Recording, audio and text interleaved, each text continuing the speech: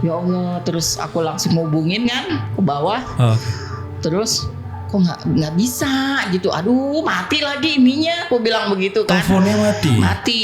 Tiba-tiba lampu mati. Truk. Terus aku langsung teriak tuh ke teman aku, mati lampu ya, begitu kan.